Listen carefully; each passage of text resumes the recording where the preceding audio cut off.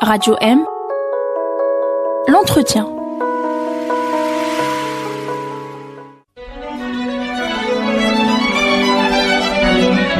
Pour bien s'entendre, il faut bien s'écouter. Rendez-vous sur M, la petite radio du Grand Maghreb. Mahdi Ben Aissa, bonjour. Bonjour. Vous êtes producteur et directeur général de Nesprod. Merci de répondre à nos questions. Le cinéma, la télévision, ça vous a toujours passionné, Mahdi Ben Aissa. C'est l'essentiel de votre parcours ? C'est le point de départ et la matière première, oui. J'ai commencé par... parce que mon père m'a remis ces 2 petits appareils photo à l'âge de 8 ans. Quand je l'ai accompagné lors de sa première tournée à la Sonatrach, quand il faisait du théâtre. Et donc voilà, depuis, tout ce qui tournait autour de l'image m'a toujours attiré. C'est parti de la photographie, ensuite la caméra, l'image audiovisuelle, on passe à 1 image seconde, après on passe à 24 images secondes, et après à 30 images secondes. C'est votre première interview, Mahdi Ben Aissa, depuis votre sortie de prison. Vous êtes entré en prison il y a pratiquement 1 an, vous y êtes resté 1 mois. Est-ce que vous avez toujours des séquelles? Est-ce que vous vous rappelez souvent de cet épisode à la prison d'Al-Harrach? J'ai tendance toujours à relativiser ce genre d'événement. Voilà, je n'ai que 44 ans et j'ai connu avant la prison, c'était pas une caméra cachée que j'avais prévue, hein, mais j'ai connu la maladie, c'est-à-dire une espèce de situation où vous êtes seul, dans une certaine solitude vis-à-vis de votre mental et votre corps, et donc vous allez chercher les ressources. Donc oui, ça a été un épisode difficile. J'ai été soutenu dès la première seconde, par ma famille, par mes amis, par mon entreprise et par beaucoup de gens de ma génération. Est-ce que vous avez été soutenu par Issaad Al-Brab? Bien sûr, bien sûr. Vous avez dit en sortant de prison le 27 juillet 2016, je ne comprends même pas pourquoi j'étais en prison. Est-ce que vous avez toujours cette interrogation? Est-ce que vous ne savez toujours pas pourquoi on vous a jeté en prison avec M. Hartouf et Mme Nedjaï? C'est le genre de réaction qu'il faut remettre dans un contexte.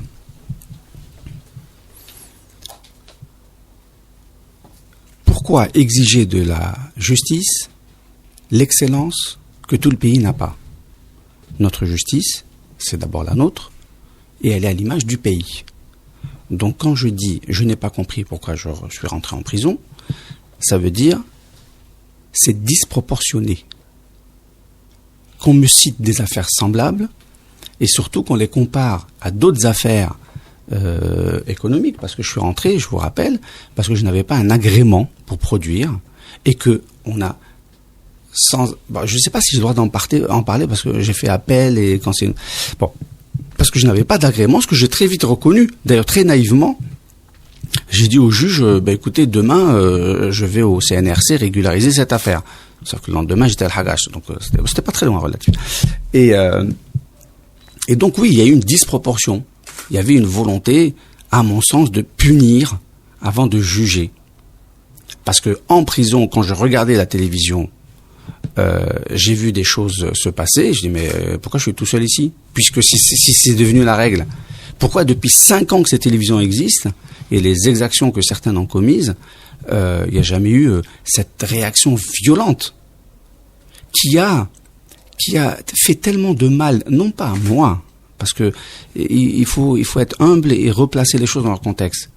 C'est à l'image de mon pays, c'est à l'image de la profession. C'est-à-dire qu'on avait une formidable image de presse indépendante dans le monde arabe et même en Méditerranée, qui a été massacrée par la précipitation, une volonté comme ça d'autorité. Et vous vouliez parler aussi de la détention préventive dont vous avez été victime, Mahdi Ben Aissa. Alors, je voulais parler, c'est-à-dire que, vous savez, après cet épisode-là, j'étais toujours très étonné parce que les gens m'arrêtaient dans la rue pour faire des selfies et je voulais juste savoir, je dis les gars, vous savez ce qui s'est passé? Elle est où la profondeur de la chose? Ça, c'est le mauvais côté de Facebook et des réseaux sociaux. Et non, c'est que oui, on est rentré en prison de façon que je qualifierais injuste. Voilà, c'est mon point de vue. Hein, je ne juge pas. Il y avait des gens, nos co-détenus, qui étaient là pour des affaires tout aussi c'était étrange, quoi. Donc j'ai envie de dire, oui, la justice doit passer. Il n'y a pas de problème. Mais la détention préventive ne doit pas devenir une punition, parce que pendant que vous êtes en prison, vous avez la même lenteur administrative, sauf que quand vous attendez un papier un mois dehors, c'est pas quand vous l'attendez un mois en prison. Alors, Mehdi Ben Issa, vous êtes le directeur général de Nesbrod, vous êtes aussi le chef d'un grand projet, celui de la création d'une chaîne de télévision. Est-ce que c'est difficile aujourd'hui de créer une chaîne de télévision en Algérie? Est-ce que les conditions sont réunies? Alors, créer une chaîne de télévision en Algérie, tel que moi je le dessine, oui, parce que nous manquons d'éléments. Faire une télévision, c'est d'abord la faire à 100% en Algérie. C'est-à-dire que regardez toute la communication, tout le bruit qu'il y a autour d'une voiture sur laquelle on a collé 4 pneus, et cette importance de l'intégration, si on ne les fait pas sur un objet culturel, hein, comme la télévision, ça n'a pas de sens. C'est-à-dire qu'une télévision doit être dans son pays, être le reflet de sa société et être le témoin de son époque. Donc ces espèces de télévisions qu'on dit privées, mais je m'en fous qu'elles soient privées ou publiques, ce qu'on ne dit pas surtout, c'est qu'elles sont étrangères. Rappelez-vous pourquoi on a fermé, l'audiovisuel a toujours été fermé dans tous les pays du monde. C'est parce qu'il fallait maîtriser qui parle à son peuple, ce qui est normal. Mais quand tout d'un coup vous ouvrez et que vous ne savez pas qui finance les redevances satellites, que les gens viennent ponctionner dans un marché de façon complètement anarchique, tu dis alors, mais je vois pas où elle est la souveraineté, où est la protection, elle est où la construction. Donc il est aussi important pour moi de faire une télévision que de la faire en Algérie. Je ne veux pas passer par un satellite étranger. C'est la solution pour moi la plus facile. Et est-ce que les conditions sont réunies aujourd'hui pour la faire en Algérie? Vous faites partie des chaînes de télévision qui attendent toujours le cahier des charges du ministère de la Communication. Est-ce que ça va venir selon vous? Alors, j'ai espoir que ça vienne. Les événements de la dernière semaine semblent l'indiquer. Pour vous raconter, oui, ça fait une année qu'il s'est passé ce qui s'est passé. Il y a une année, on a créé la RAV. Le Premier ministre l'a inauguré. La même semaine, j'ai été mis en garde à vue. Et ensuite, on a mis la RAV dans un placard et nous en prison. Alhamdoulilah, aujourd'hui, on est dehors. La RAV semble être... il y a une volonté de la renforcer dans ses prérogatives, mais ça ne peut réellement se faire que quand les lois passent et qu'il y a un cahier des charges. À qui la RAV parle? Moi, si j'étais patron d'un Naha ou d'un Shour, quand la RAV vient me parler, je dis, mais madame, moi je suis une société offshore, vous n'avez rien à me dire.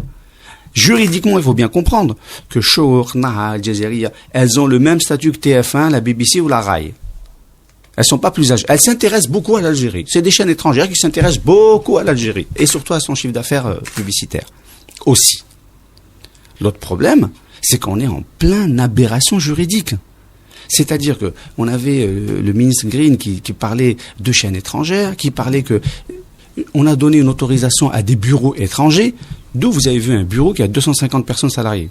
La loi dit c'est 9 personnes. Ces 9 personnes doivent être payées par la maison mère. Il y a un nouveau ministre de la Communication maintenant qui s'appelle Jamal Karouen qui a succédé à Hamid Green. Est-ce que vous estimez qu'une nouvelle ère est ouverte entre les pouvoirs publics et les chaînes de télé existantes et les futures? Vous savez, pour faire une droite, il faut 2 points. Premier point, la semaine dernière, nous avons eu une manifestation devant la RAV que certains ont qualifié de manifestation contre Nahar. Moi, je l'ai vécu plus pour une manifestation pour la RAV. À cette manifestation s'est joint M. Saïd Bouteflika, professeur d'université, conseiller du président de la République, frère du président de la République. Ces 3 points donnent une force à cette action qui me laisse croire qu'il y a une volonté de mettre de l'ordre par les pouvoirs publics dans cette profession et dans ce secteur. J'ai espoir que ce monsieur va transmettre par le pouvoir qu'il a tous les éléments pour organiser cela, et il est urgent de le faire parce que nous avons perdu beaucoup de temps dans des luttes intestine et domestique, alors que n'oubliez jamais que la force d'un secteur du visuel, c'est son rayonnement régional. Là-dessus, on est en train de perdre un temps très fort, un temps précieux, vis-à-vis d'autres acteurs régionaux. Donc vous considérez que vous pensez que la visite de Saïd Bouteflika devant l'autorité de régulation de l'audiovisuel signifie donc le début du changement dans le domaine audiovisuel en Algérie? Alors, de mon point de vue, c'est ce que, vous savez, quand on vit d'espoir, on voit des signes. Voilà, moi, voilà le signe que je vois. Je dis oui. C'est quand même, descendre à une manifestation, c'est extrêmement difficile pour un politique. Même si c'est pas un politique, il est quand même un personnage influent, il est le frère du président. Je dirais même que par ce lien fraternel, c'est assez courageux qu'il soit descendu dans la rue. Quelle est l'étape à suivre aujourd'hui dans votre travail, dans votre carrière, à part attendre les cahiers de charges? Est-ce que vous resterez dans le domaine audiovisuel en Algérie aujourd'hui si ça se complique? Ou est-ce que vous réfléchissez à le quitter? Alors, à titre personnel, ma démarche, c'est est-ce que je peux vivre de façon épanouie, nourrissante, intéressante de mon métier dans mon pays. Je suis dans une situation où je ferai un très bon émigré. Il n'y a pas de problème. La question, c'est quand on va cesser ça? Jusqu'à quand l'Algérie va former des jeunes pour qu'ils partent? J'ai vécu 20 ans à l'étranger, je n'ai pas souffert de racisme, je n'ai pas souffert du plafond de verre, j'ai été sur des projets les plus intéressants qu'il puisse y avoir, et j'ai choisi de revenir en Algérie. J'ai vécu, prison comprise, des choses extraordinaires en Algérie, mais il ne faut pas taper à tort et à travers. Je me lève tous les matins avec l'idée vraiment de faire des choses intéressantes. J'ai produit un film que j'aime beaucoup, qui est l'Algérie vue du ciel. J'ai passé des années à l'agriculture comme conseiller de communication, où j'ai pu visiter ce pays, mais vraiment jusqu'au fin fond de ses frontières, dans le cadre du développement rural. C'est des choses qui vous nourrissent et qui vous inscrivent dans quelque chose. Donc oui, je dirais, je suis davantage prêt aujourd'hui à faire une télévision intéressante, une télévision dont personnellement la valeur première serait la transmission. Vous savez, la chose dont j'étais le plus jaloux, et en tout cas envieux, mais on va dire jaloux, parce qu'à 25 ans on est très vite jaloux, quand j'ai fini mes études et que j'ai commencé à travailler, c'est que je sentais dans les boîtes de prod que les gens attendaient leurs enfants pour leur transmettre. Et je me disais que moi, quand je vais arriver, on va d'abord me voir comme le mec qui va mettre l'autre à la retraite. Le défi, c'est la transmission. On a fêté les 50 ans d'indépendance dans toutes ses formes. Mais le vrai défi d'un pays, c'est la capacité à transmettre dans la paix, l'intelligence et la pérennité. Merci, Mahdi Ben Issa, d'avoir répondu à nos questions. Je vous en prie. Radio M, l'entretien.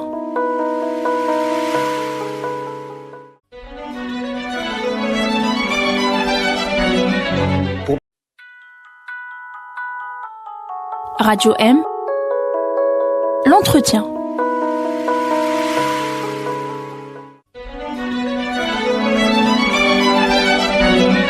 Pour bien s'entendre, il faut bien s'écouter. Rendez-vous sur M, la petite radio du Grand Maghreb.